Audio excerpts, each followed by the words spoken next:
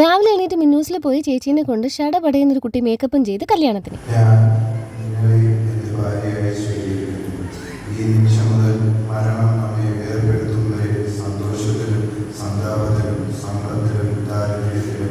ആരോഗ്യത്തിലും അനാരോഗ്യത്തിലും വിശ്വസ്തയോടെ സ്നേഹിച്ചും ആദരിച്ചും ഒന്നിച്ച് ജീവിക്കാമെന്ന് വാഗ്ദാനം ചെയ്യുന്നു.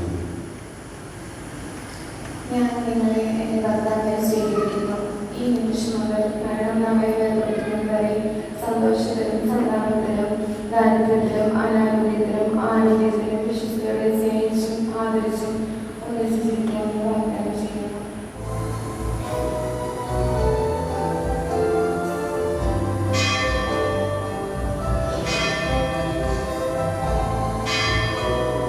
വിശപ്പ് വന്നിട്ടാണ് മിന്നുകെട്ട് നടത്തിയത്. ഇന്നലെ പാതിരായ്ക്ക് കിടന്നുറങ്ങിയതുകൊണ്ട് തന്നെ എണീറ്റപ്പോൾ നല്ല ലേറ്റായി. എന്തായാലും കെട്ടിന് മുൻപായിട്ട് ഞാൻ പള്ളിയിലെത്തി. നവോദയ ഇവന്റ്സ് നമ്മുടെ പള്ളി ഹോളും സ്റ്റേജും ഒക്കെ വേറെ ലെവലാക്കിയിട്ടുണ്ട്. സോണിമോളുടെ വക ഒരു സ്പെഷ്യൽ പെർഫോമൻസ് ഉണ്ടായിരുന്നു. അത് കഴിഞ്ഞിട്ടാണ് വധൂവരന്മാരെ വേദിയിലേക്ക് കയറിയത്. കേക്ക് ബ്ലസ് ചെയ്തത് ഫാദർ ആന്റണി ആയിരുന്നു. അത് കഴിഞ്ഞ് ഫാദർ ബിബിന്റെ വക ഇൻട്രസ്റ്റിംഗ് ആയിട്ടുള്ളൊരു സെഗ്മെന്റ് ഉണ്ടായിരുന്നു. ഇവരോട് രണ്ടുപേരോടും ഓരോ നമ്പർ ഗസ് ചെയ്യാൻ പറഞ്ഞു.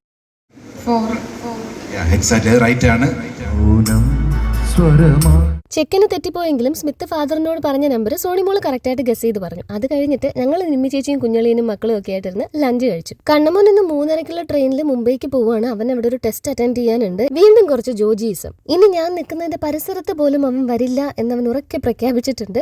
അതെല്ലാം കഴിഞ്ഞിട്ട് ഞങ്ങളിതേ സോണിമോളെ കൊണ്ടാക്കാൻ പോവുകയാണ്. ഇവിടുന്ന് ഒരു ട്രാവലറും 2 ഇന്നോവയും പിന്നെ ആലന്റെ കാറും കൂടെ എടുത്തിട്ടുണ്ട്.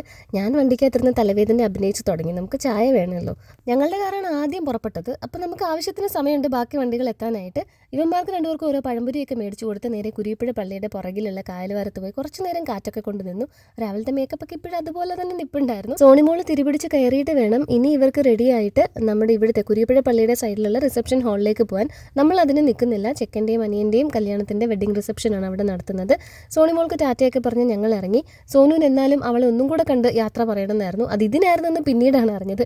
ഇവന്റെ വിഷമം മാറാനായിട്ട് തൽക്കാലം നിലൂനെ അങ്ങ് കൊടുത്താലോ എന്ന് ഞാൻ ആലോചിക്കുക. ഒരു വിധത്തിൽ അവിടുന്ന് കൂട്ടിക്കൊണ്ട് വന്നത്. ഇമോഷൻസ് മൊത്തം പുറത്തേക്ക് വരാനായിട്ട് ഞങ്ങൾ ബാക്ക്ഗ്രൗണ്ടിൽ വെണ്ണില കൊമ്പിലെ രാപ്പാടിയൊക്കെ പാടുന്നുണ്ടായിരുന്നു. സ്മിത്തിനോട് യാത്ര പറഞ്ഞ് ഞങ്ങൾ അവിടെ നിന്ന് ഇറങ്ങി. പൊന്മാൻ സിനിമയിൽ അജേഷ് പറയത്തില്ലേ, 2 മിടുക്കി പെൺപിള്ളേരെ ഇതുപോലെ കാശ് പിരിക്കാനായിട്ട് ഇരുത്തുവന്ന്. ആ ഇരിപ്പാണ് ഞങ്ങൾ ഇരിക്കുന്നത്. ഞാനും പൊന്നൂസും. രാത്രി ഒരു വെറൈറ്റിക്ക് ചോറും മോരും ചമ്മന്തിന്റെ ഉണക്ക നെത്തോലി വറുത്തതുമാണ്. ഒരു പീസ് താഴെയും പോയി.